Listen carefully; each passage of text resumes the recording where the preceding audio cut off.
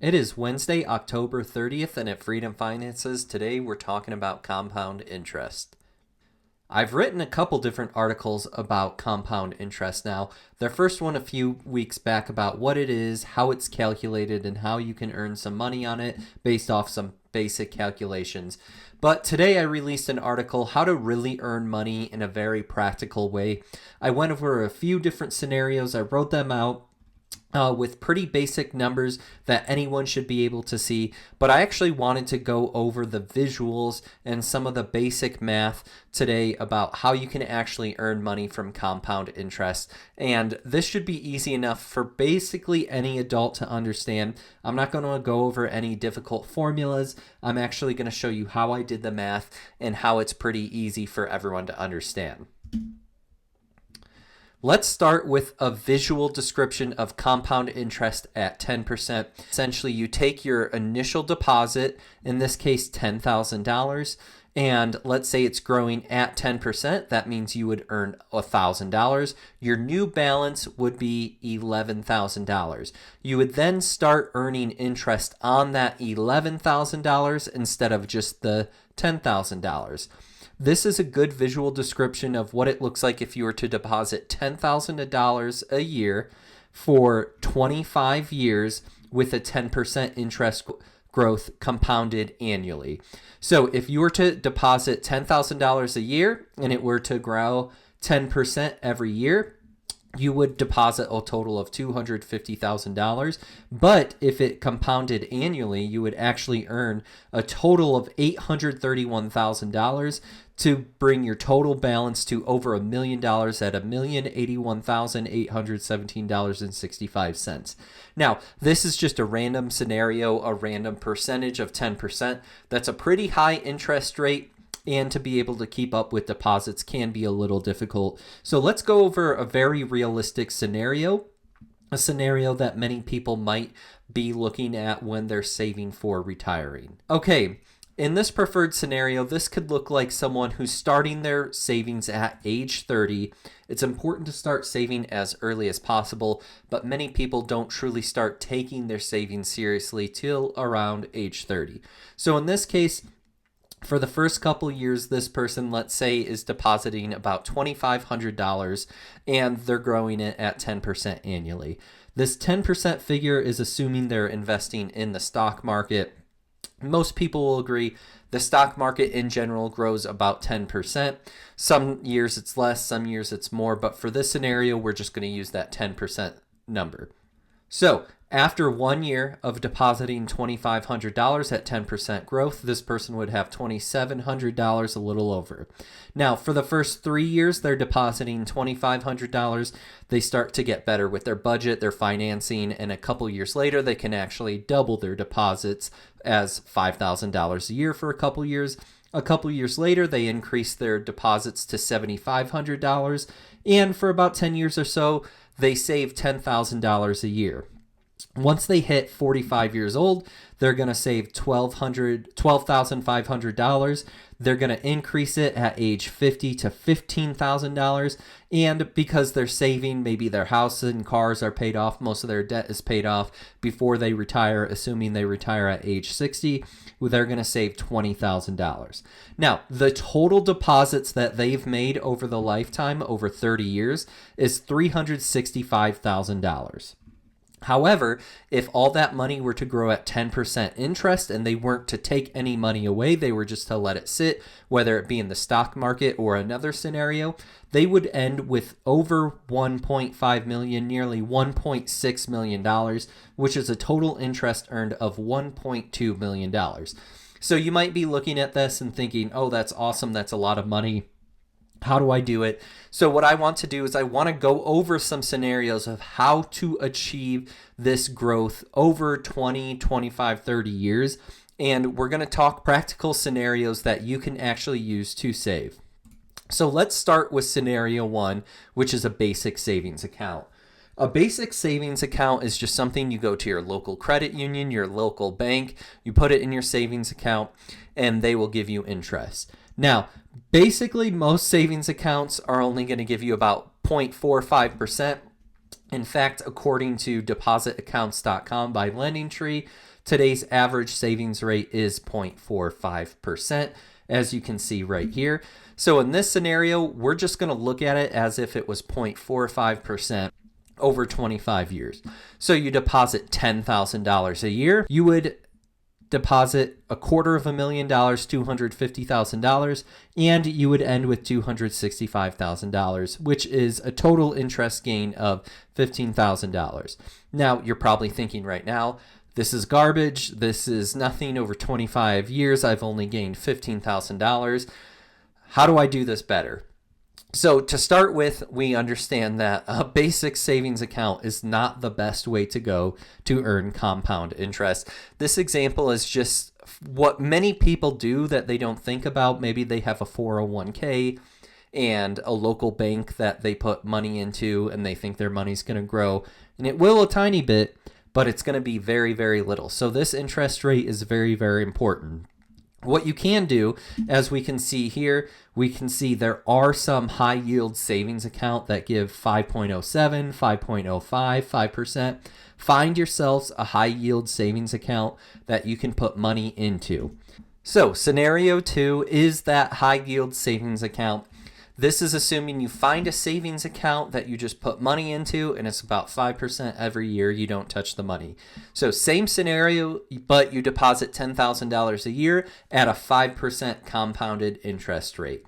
So in this case, you still save $250,000. That's your total deposit over 25 years. But your money is actually doubled at $501,000, almost over $500,000.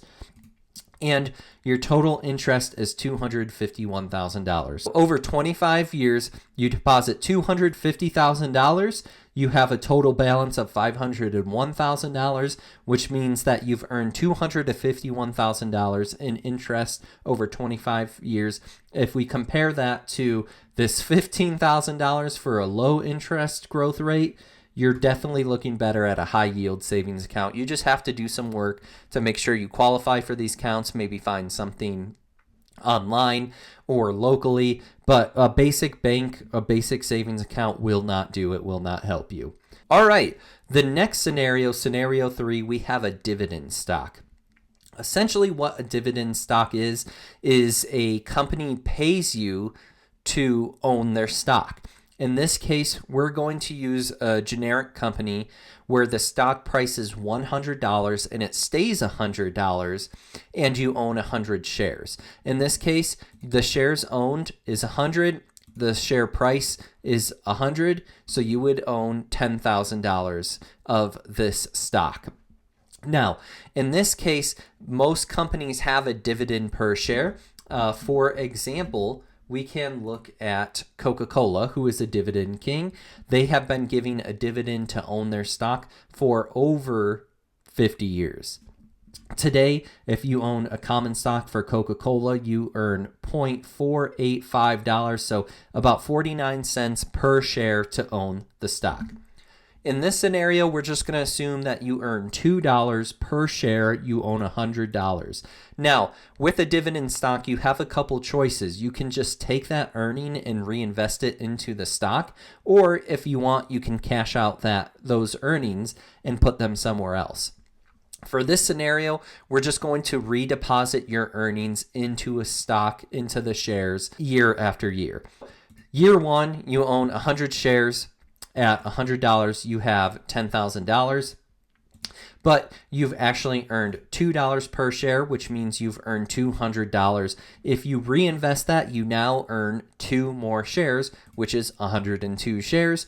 And then at $2 per share, you've now earned yourself $204 in dividends, bringing your total value up to $10,200. You will continue to add to your total share amount. And over a few years or a few quarters of earning a dividend, you will grow to around $13,000.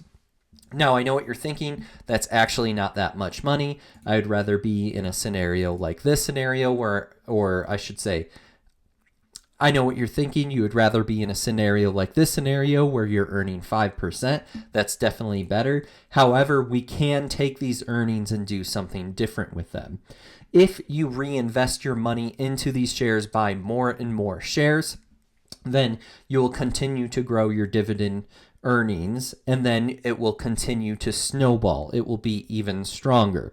That's a very important part of this process, is that you fund your account and you make this total value go up.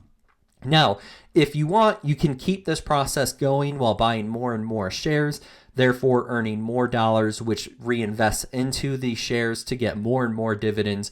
Let's say you do this for 10 years.